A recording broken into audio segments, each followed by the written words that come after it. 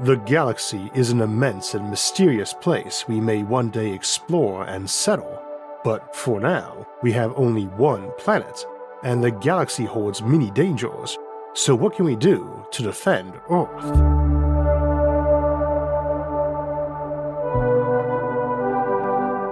One of the more fascinating things about the moon is all the craters on it, some of which are the size of continents. But when pondering those, it does raise the worrisome issue that Earth has probably been hit just as hard and often, and probably by rocks even bigger than the one we tend to say got the dinosaurs. Indeed, the moon's very existence is thought to be due to some small planet hitting proto-Earth and spewing out a debris cloud from which the moon formed. Needless to say, that is not a survivable strike. And indeed, if we detected anything like that coming our way right now, or an alien armada, or even a number of other potential astronomical catastrophes, our best strategy would be to drop to our knees and pray. Should divine intercession not be forthcoming, it leaves you in an excellent position to kiss your butt goodbye. There's essentially no defense strategy available to us if we haven't got at least months to prepare right now, and against an alien armada or a full-scale planet careening our way, that wouldn't be enough time either, outside of a Hollywood movie. Indeed, there's not much you could do without centuries of advancement and forewarning in those two cases, which you might actually have, and we'll get to them later. But at the moment, even something a kilometer across would be something we need a large lead-up time to deploy against and deflect enough not to hit us. Thankfully, there are two important caveats here even for those very large asteroids or alien invasion fleets. First, such catastrophic astronomical natural events are rare enough that the odds of one getting us this next century or so are pretty minimal, and lower the more severe the incident. We'll talk about the odds of asteroids by size and destructive capacity later, but for things well below the dinosaur killing scale, if we can't detect it a couple days out, even now we could mitigate damage, in the sense of human casualties, by calculating the strike location and evacuating that area and bringing in personnel and resources to handle the aftermath. I doubt you could get everyone out of a major metropolis in that time, but you might be able to get most, and from smaller cities, probably nearly everyone. Plus, it is unlikely to impact on one. Second, we do have defensive strategies we can prepare with time and resources, and those work best on those more likely to occur, like a mile-wide asteroid heading our way, rather than something like an ejected black hole headed through our inner solar system. And even against such an overwhelming threat, we do have options, even if we might need some centuries to be developed enough in space to manage them. We also do know where most 1 mile wide asteroids near Earth are, and none are plausible to hit in the next century, so that mostly limits it to deep space or interstellar asteroids. We are going to look through a number of threats today in increasing order of concern, and dwelling on those earlier and milder threats like asteroids, rogue spacecraft, orbital bombardments, solar flares, and coronal mass ejections. But we'll move on to look at extreme scenarios including supernovae and gamma-ray burst defense, the asteroid being an entire planet instead, an ejected black hole passing nearby, a von Neumann swarm of alien or earthly origin, or perhaps launched from an interstellar colony of ours that lost control of an experiment, or deployed relativistic kill missiles our way, or even a Nicoll Dyson beam, before contemplating what we do if an alien armada really does show up. The key defense against the milder scenarios, though, is the successful development of cislunar space, so you can get resources and equipment in play, and so that you have a detection system that can give you the earliest warning. This is why defending Earth is one of the 4 pillars of the National Space Society, along with last week's topic of clean energy from space, and those two, along with developing space and communities in space, were up on one of our audience image polls back in November and won. You voted for them, and now we're giving them each their own episode. You're probably not creating vast power or detection grids or defenses to protect Earth without developing space and creating those communities up in orbit and connected to support from down here on the ground, which is why they are so important to the NSS. And for folks new to the show wondering who this guy with the weird voice is, I am Isaac Arthur, host of this show, Science and Futurism, for almost 10 years now, and president of the National Space Society for just over a year now. I am a theoretical physicist by training and a veteran of the US Army, and I've also had the honor of guest lecturing at the US Air Force Academy and consulting for the Space Force back when it was just starting. You have to rattle off the qualifications occasionally, so folks assume there's a chance you know what you're talking about, rather than spouting crazy nonsense. Though as some folks often note, sanity is an optional trait for scientists and futurists anyway. And like a lot of you probably also have, I spent a lot of time reading and watching science fiction and pondering the threats presented in those and saying, well, if they'd just done X instead, or hey, that's not how physics works. I've consulted on a lot of science fiction over the years, usually where the author or game developer wants to see if something is very realistic, and while I always encourage that, it comes attached with the advice that you should never let reality get in the way of a good story. I'm very fortunate to have a lot of friends and colleagues who've also spent a lot of time seriously thinking and writing on these topics that I can draw from. Also, I tend to take the reverse approach of what I recommend to sci-fi authors by trying to figure out how to deal with over-the-top projects and threats. I figure out what we want to do and then see if reality permits it, even if only by extreme measures that might seem unbelievable to us now. Otherwise, you can get lost in conventional wisdom and stuff everybody knows, or everybody knows is not possible. And that's a good place to segue into asteroids, because every so often I'll hear someone saying you wouldn't want to blow one up with a big nuke or that wouldn't work. And the answer is implied by one of our show's favorite mottos: if brute force isn't working, you just aren't using enough of it, which was also the unofficial motto of my old artillery regiment. Nukes are a great solution to a lot of problems, in accordance with the first rule of warfare that there is no such thing as overkill. But they often are not going to be your easiest or best approach. You can't just launch an ICBM up into space. They don't carry enough fuel to get into orbit, let alone away from Earth. Nor can we just slap an ICBM into a big rocket, get it into orbit, then launch it from there at an asteroid. Now, the Department of Energy is responsible for our nuclear stockpile, and I'm glad to say they take planetary defense quite seriously, but our detection window is still small, and our ability to respond is very limited. We need a lot more development up there to pull off the delivery of a nuke to a large asteroid far enough away to matter, and that same development does offer some other solutions. On the plus side, Lawrence Livermore National Laboratory did some modeling on nukes against asteroids recently and was pretty optimistic about their potential too. I want to talk about some of the other approaches we'll use on an asteroid, but I also want to ask what sort of infrastructure, capabilities, and development we need to pull these off. Last week we spent a lot of time talking about power satellites and beaming technology, for instance, to provide Earth with clean energy, and such platforms offer us a couple ways to engage asteroids too. Now, asteroids are going to be unlike many of our other threats in that they tend to be pretty visible and give you a lot of reaction time, compared to a relativistic kill missile, for instance, which might be moving 10,000 times as fast and perhaps 100 millionth the size of an asteroid carrying the same damage potential, meaning it needs to be 10,000 times closer before you see it with the same detector, and since it's moving 10,000 times faster, will give you 100 millionth of the reaction time. Asteroids also won't generally be moving in a straight line toward us.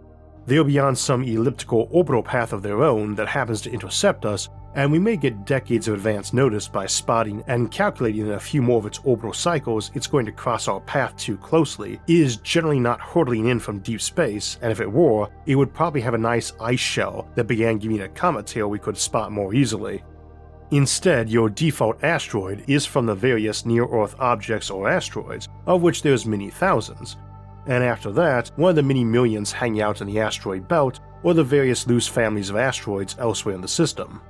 Lots of those are broken remnants of bigger asteroids that collided with something in the past, and often some collision like that is what pushes them into an orbit that's going to eventually hit a planet, since otherwise their mass has been orbiting the Sun just fine for billions of years and hundreds of millions of orbital cycles.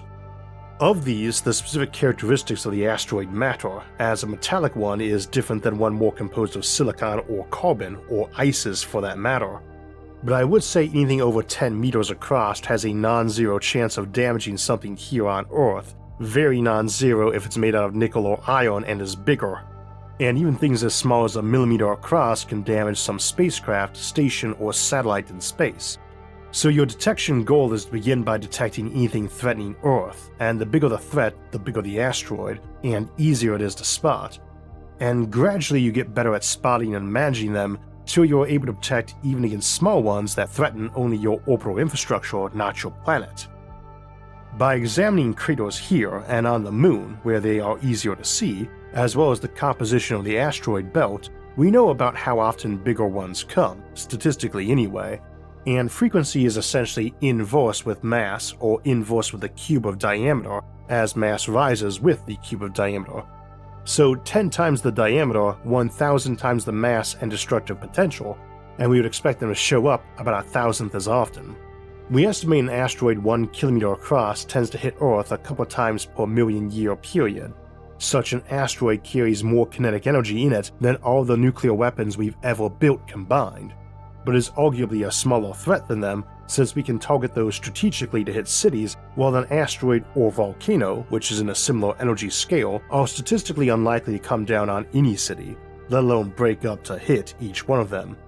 As such, it could certainly wreak havoc on civilization, but not in a civilization-ending way, and it is something that has occurred repeatedly while humans have existed, depending on where we want to place the cutoff in either what qualifies a human or how big the asteroid needs to be to qualify.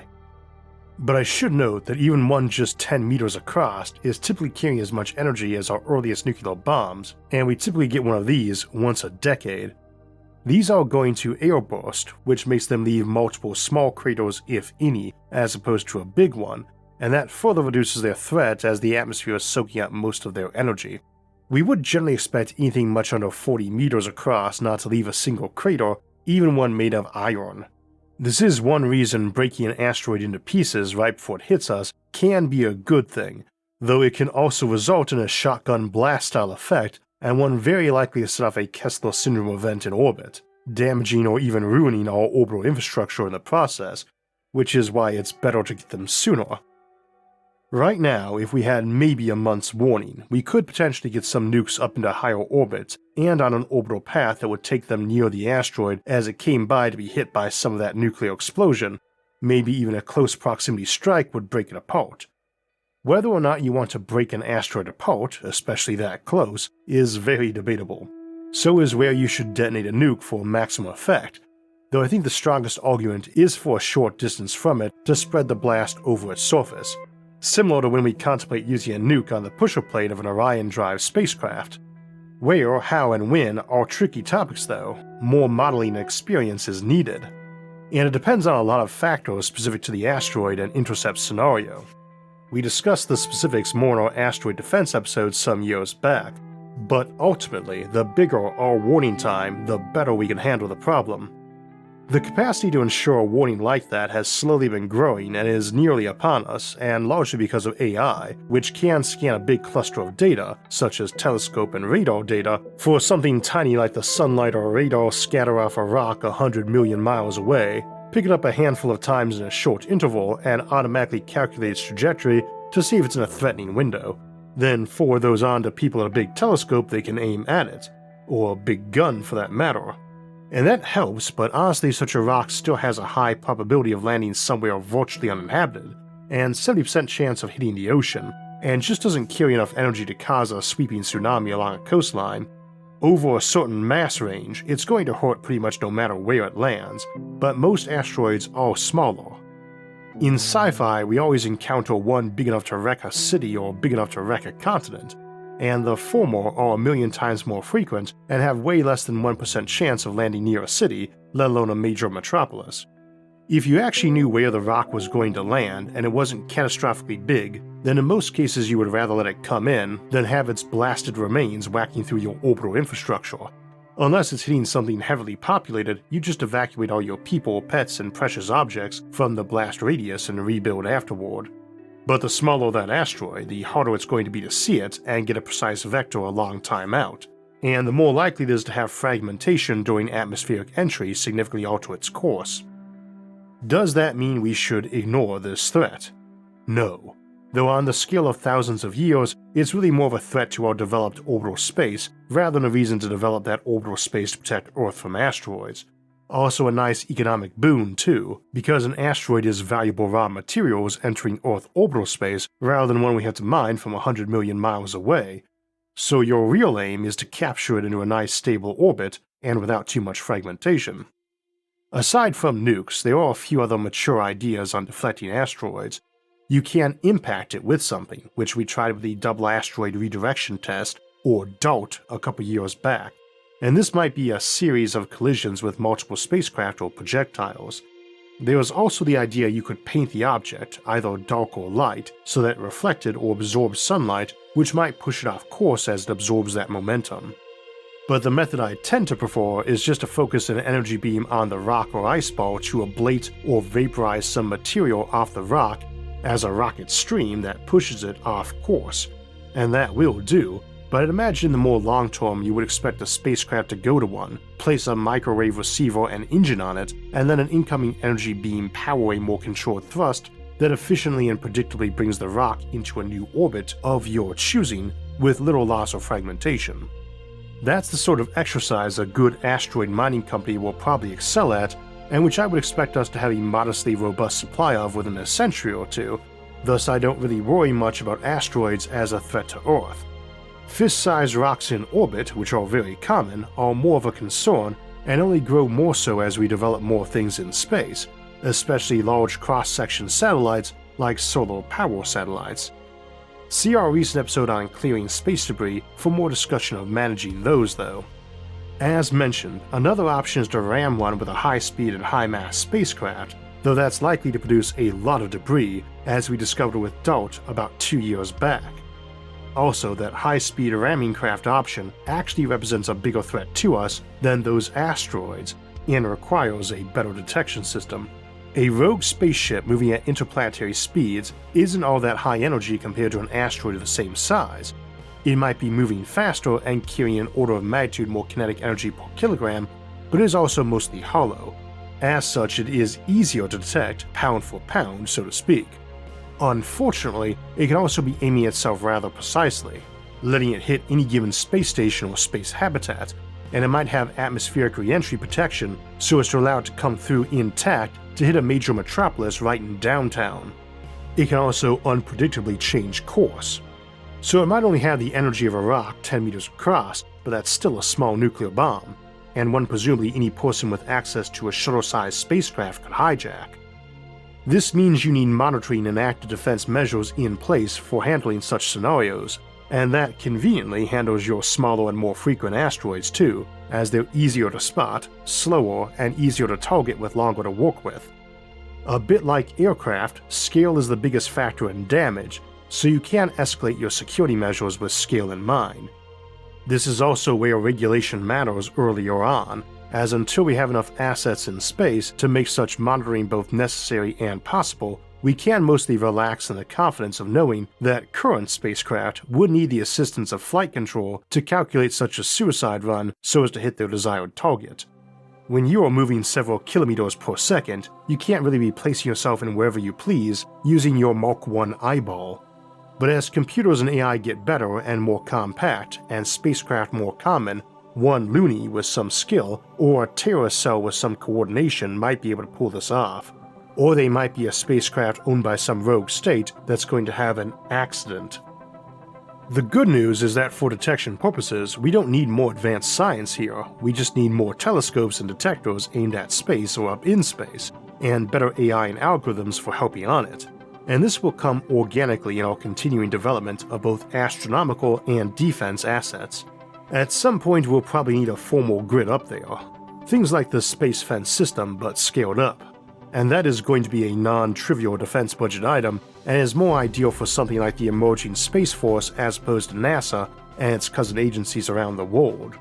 I would also tend to assume the US wouldn't be the only folks working on that, but while we might see NATO or allied nations developing one used together, I would not expect global participation on that, and exactly because the bigger threat is man-made objects, which a rogue agency might deploy.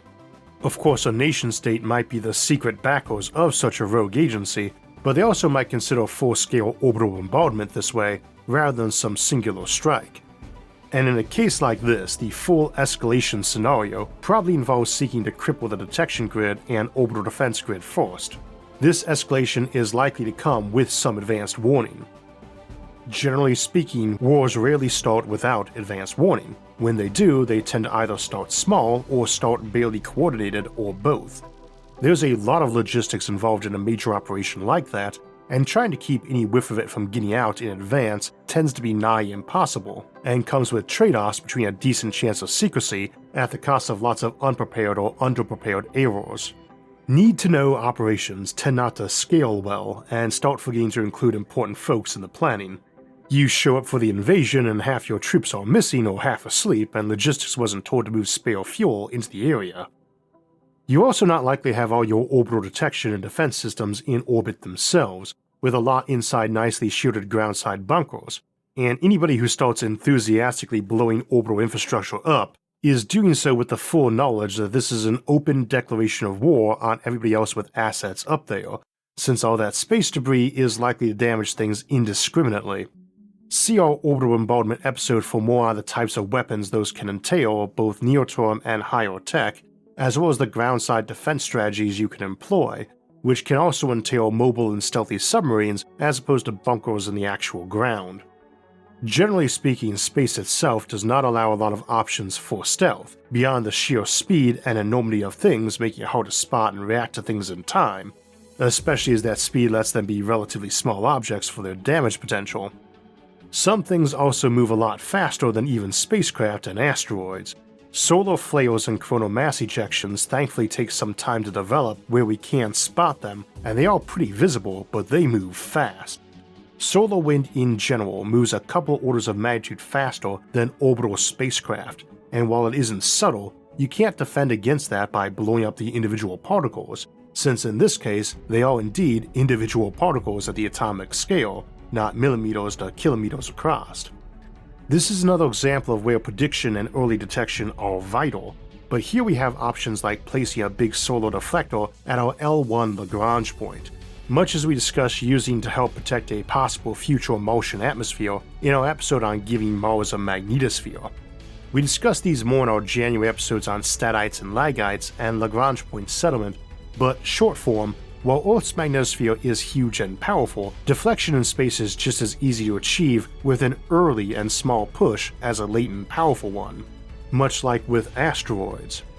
Our L1 Lagrange point is 4 times further from us than our moon is, and always between us and the sun, and is 200 times further from Earth's center than Earth's own surface is, let alone that big spinning ball of molten metal in our core. As such, it needs only give a fractionally smaller magnetic nudge to incoming ionized particles as they approach from the sun to scatter them away from our planet and its vulnerable infrastructure on Earth and in orbit. Indeed, with lygites we can put it even closer, and the sort of huge power collector running a massive electromagnet is exactly the sort of device that works well as a statite or lygite, or perhaps a swarm of such devices at a smaller scale but operating in tandem.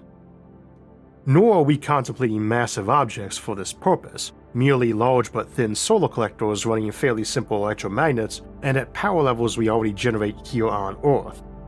This, incidentally, would also work against something like a shockwave coming in off the galactic core, though would need to be lined up in that direction, and keeping things between us and other stars is a bit trickier than with our own sun. Speaking of giant explosions and other stars, while the danger of supernovae and gamma ray bursts to Earth tends to be somewhat exaggerated, it is a possibility. A key point today is that we are most threatened by other intelligences rather than natural catastrophes. We can hardly ignore the latter as they're quite real, but we principally need to prepare ourselves against man-made or AI or alien-made attacks, not just natural disasters. However, the devices built to protect against intelligent actors will often work for natural disasters too, and often more easily. A supernova scatters an intense blast of radiation and high-energy particles in a wide omnidirectional blast, and thus loses potency with the distance. And while they are insanely powerful, they generally would leave planets behind, even in their own solar system, especially gas giants. Nobody living on their surface or in orbit of them is surviving, of course, even stuff living in ultra-deep underwater trenches, which would be boiling their way off into space with a blast. But planetary distance is on an order of 10 to 100,000 times smaller than the distance to the neighboring solar system, and because it falls off inverse square, those energies are falling off on an order of hundreds of millions to billions of times weaker. Such explosions are visible at the moment they strike, but moving at or near light speed, so there's not much immediate warning. but there's no supernova candidates close enough to Earth to cause any serious damage to us at the moment, and such stars are always going to be easily naked eye visible to us if they're in range, so they don't sneak up on you. Here you could employ a large thin metal shield that was literally hanging between us and that star and was paper thin, and which you would need to use some fairly coordinated energy beaming and station keeping to remain at that spot or moving window, probably way out in a trans-Neptunian orbit or even further. We can't determine exactly when a supernova is going to occur down to a precise moment yet, but our observations of supernovae are mostly after the fact, so we don't know if there's very obvious pre-detonation signs. At a minimum, you should get a few hours advance notice if you have decent neutrino detectors, and then you could have some big guns packed with shells full of folded up shielding that could fire them in that direction, and which could then pop off and expand to form a cloud of shielding the supernova particle wave would run into. Indeed, you might use a whole ton of big inflatables full of gas to help absorb the energy and re-emit it in less harmful frequencies. It is an awful lot of energy. Even a few dozen light years off, a Type 1a supernova might whack Earth with as much radiation as the Sun gives us over many hours, and not in benign wavelengths. But if some shield or cloud absorbs the energy coming toward Earth and is vaporized by it, that gas is emitting what it absorbs omnidirectionally now, and in low-energy photons. Based on the star or stellar remnant in question, you will know how much its blast will produce, and can prepare to put the right amount of matter to absorb the blast in between you and it. But you could easily have several million joules impact per square meter, so this is not a case where your shield is tissue paper thick, the way our statites we discuss normally are, but you do not need a planet-sized slab of metal meters thick either. For a Type 2 supernova anyway, that's a big star exploding, and you will be expecting that event and build such detectors and defenses if you have such a star in threat range or migrating into range or age. Centuries of advance notice are implied there at a minimum. Type 1a supernovae, which is when a white dwarf absorbs enough matter to detonate, do not give that specific core collapse warning that big stars when fusing and imploding on their ion core do. However, that amount of mass is fairly precise, the Chandrasekhar limit of 1.4 solar masses, and we are likely to get even more accurate with that. And also unlikely to miss any white dwarf in that mass range with all modern capabilities, especially it is likely to have a binary partner donating mass. Same basic defense applies. Gamma ray bursts are less well understood at this time and also directional, so they can be dangerous from thousands of light years away, not dozens. And this is exactly where more knowledge and better observations are vital and the cornerstone of defense. Knowing is half the battle, or maybe more, and the same sort of defense work. When it comes to truly large objects like rogue planets, that knowledge is even more important because unlike stars, or even dead stars like white dwarfs, they do not emit much radiation of their own for us to detect. Neither do asteroids, but distance is a big deal here. The amount of sunlight bouncing off an object is inverse square to its distance. The amount of light we need to see an object by follows this same ratio. So an object 10 times further from us than the Sun is giving off 100th of light, and only 100th of that light reaches us, so it's 10,000 times harder to see. This is why Mercury and Mars are visible to our eyes, but Pluto requires a decent telescope to spot. A rogue planet entering our solar system that's just a sixth of a light year away, just a few percent of the distance to the nearest star, is 10,000 AU, astronomical units, or 10,000 times further from the Sun than Earth is, and thus get 10 millionth of the sunlight to reflect off itself, and a 10 millionth of that is what reaches us, so it's not even a trillionth as bright as Mars. Thankfully, it will be emitting light of its own, from its own internal heat, and that won't be much and will be in the infrared, but will be significantly more and is in the spectrum we are looking for with infrared exoplanet or rogue interstellar planet hunts.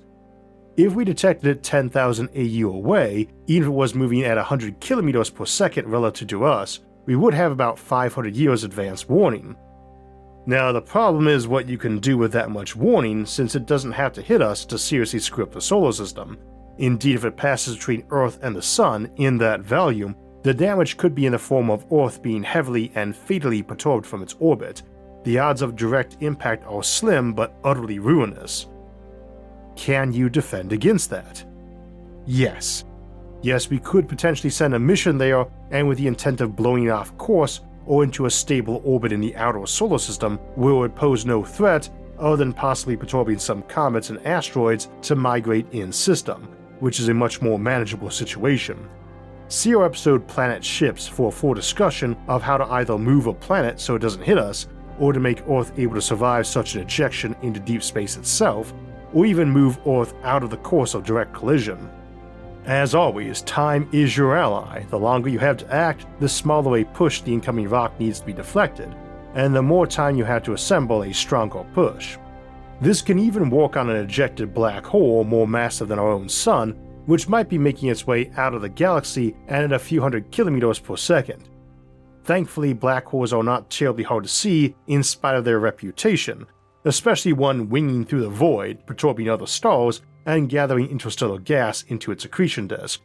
We probably would not see one well right now, but even within a century or two, we should be able to comfortably spot one several centuries before arrival. This was the catastrophe premise in the prologue of our episode Colonizing Alpha Centauri, and is to this day the only natural catastrophe I'd say represents a true threat to humanity's existence beyond the next century or so, and even then only for a few centuries, as it would endanger not just Earth but all our other planets and asteroid habitats and so on. In that episode, we pointed out that the main risk would be it passing by and causing perturbation to eject Earth to put us in a bad orbit, though it is worth noting that planetary orbits are not as stable and eternal as we tend to think, and we could get ejected from our solar system without any external astronomical disruption coming in from deep space. Of course, a black hole has far more mass to cause such a disruption, and it could end up devouring our Sun explosively too, though more likely would pass through in a dangerously perturbative way to orbits and possibly devour something smaller in a vicious blast of gamma radiation. Now, humanity would be in a good position to survive this if we already had a decent supply of space habitats and asteroid colonies, and getting yourself into the orbital wake of such a behemoth leaves you in a powerful position, as we discussed in other black hole episodes. A stellar mass black hole is a rare and valuable object we are likely to actively seek out and colonize around, but trying to save Earth from a close passage of one is definitely an uphill fight, and the sort best done by a Kardashev 2 scale or interstellar civilization with some practice at stellar engineering and the resources implied, as you will need to be throwing the mass of whole planets at such an object to move it off course, and it will be moving that mass out as ultra-high energy radiation as you do this, which is exactly what makes them so valuable if you can do this in a controlled and long-term fashion, as opposed to trying to starlift your Sun to provide a matter beam to hit it with, or chucking planets at it, or trying to build a megastructure around it to create one of the stellar engines we discussed in Fleet of Stars to make it a big spaceship under your control. This is exactly the sort of tasks self-replicating machines like von Neumann probes presumably excel at, along with making paperclips, but we have to worry about them going crazy or encountering some alien hegemonizing swarm. These don't have to be dumb, but usually assume they are fairly locust-like and stupid, as you don't give such things a ton of brains unless you are feeling especially reckless and suicidal as a species. As such, they represent a sort of in-between case straddling natural catastrophes and intelligent enemies. They are the locust swarm or sledgehammer hurricane that comes to your planet intent on turning it into more of themselves, or automated kilmajigs or paperclips or whatever they want our space doing. We tend to assume their exploratory probes or automated terraforming machines run amok, and might be our own coming back to say hello from an early space settlement effort, which at least means you have some forewarning and an instruction manual. See your favorite sci-fi show for handling the variations of these, but I would rate them as considerably more likely to trouble us, and in a serious way, than any of the natural disasters we discussed to this point.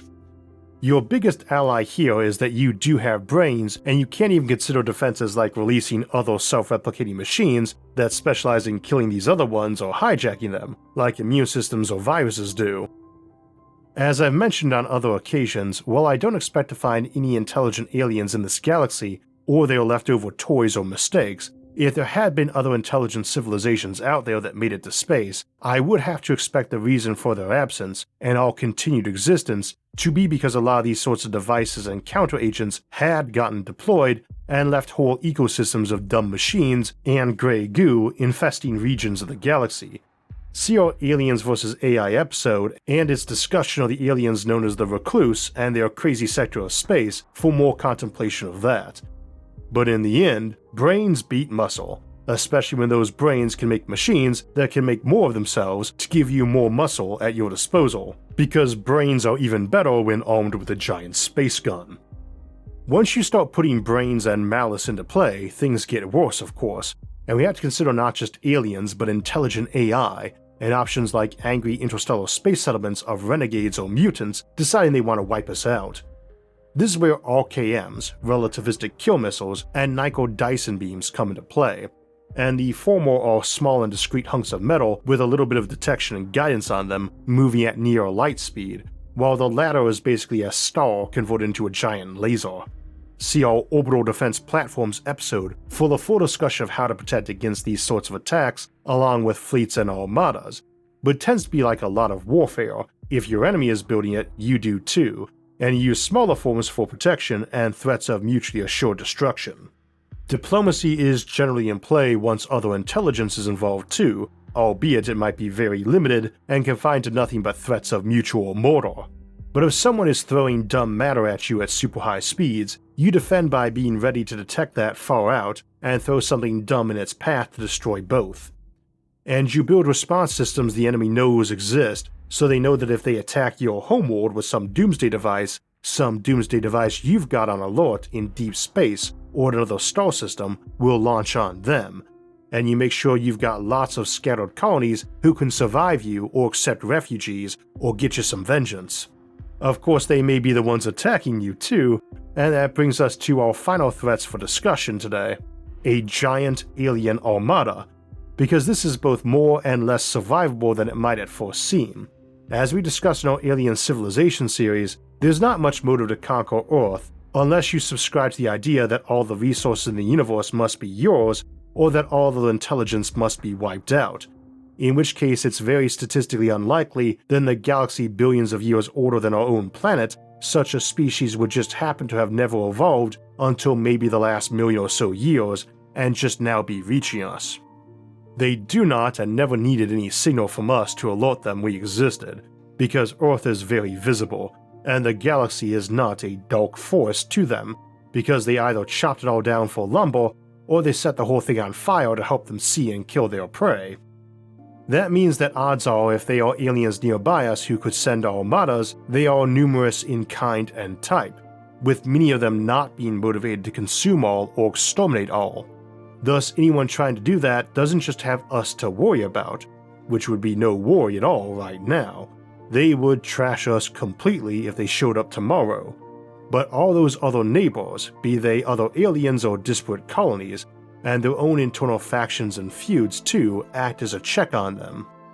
Again, see our Alien Civilization and Fermi Paradox series for more discussion of those sorts of scenarios.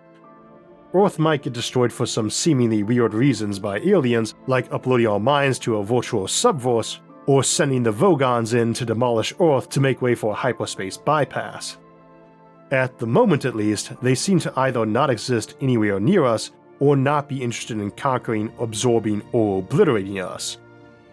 Ultimately, I would not want us to rely on that good fortune of having friendly and non-expansionist neighbors. The best way to defend Earth is to develop space and the technology to help us detect threats earlier and prepare robust measures. And the best way to defend humanity is to explore and develop space and make sure not all of humanity is located on this one beautiful, precious, but terribly vulnerable pale blue dot. Odds are if you're watching this show, you're a big fan of science, and probably like me enjoy sci-fi too, be it books, TV, video games, or good old tabletop RPGs. I've been rolling dice, making characters, running games, and building settings for almost 30 years now, and as you'd probably guess, I tend to be noted for the depth of world building I tend to do, And if you're running a tabletop, or writing a novel, or designing a game, the audience always appreciates those extra touches that help with immersion and adding depth to the setting. That's where a Word Anvil can be an amazing tool for organizing your campaigns or stories, and also for helping craft content and share it. Word Anvil, the award-winning word-building toolset, is an amazing suite of software for gaming and word building that lets you use all the awesome modern computerized options while still enjoying the versatility of pencil and paper gaming, or fantasy and sci-fi novel writing for that matter. Create customized articles and entries, interactive maps, wiki-style presentations, character chronicles, event timelines, genealogies of characters, and many other awesome features to help you craft your world. Word Anvil is also amazing for helping you run your game with a digital GM screen and campaign manager with support for over 45 tabletop RPG systems, including a robust library of character sheets and stat blocks, not to mention wonderful tutorial videos exploring features to make it easy for you and your players to use, and giving great world building and story crafting ideas to help you on your hero's journey. Word Anvil has all the tools you need. To try it out, just click the link in the episode's description and start forging new worlds today. So as I mentioned, this episode is one of the foundational topics of the National Space Society, as is last week's episode on clean energy from space, and I want to thank Jon Dagle, Dale Skran, and Rod Pyle from the NSS for lending their expertise to writing these episodes. Every year we host the International Space Development Conference, where experts in the field, be they from NASA to commercial space leaders like Elon Musk and Jeff Bezos, have given talks, and where you can meet with astronauts and best-selling sci-fi authors.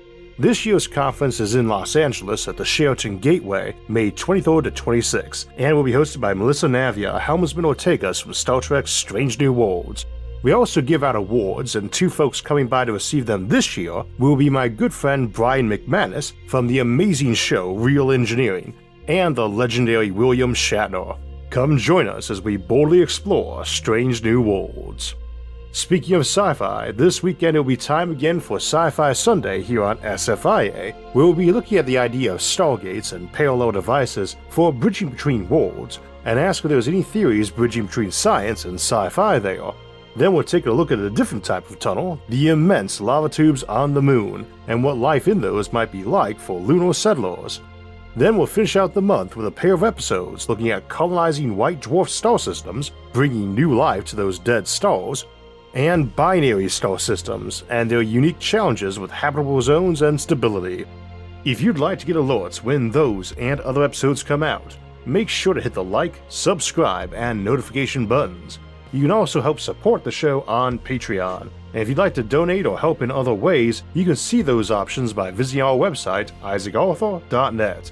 You can also catch all of SFIA's episodes early and ad-free on our streaming service Nebula, along with hours of bonus content like Galactic Beacons at go.nebula.tv/isaacarthur.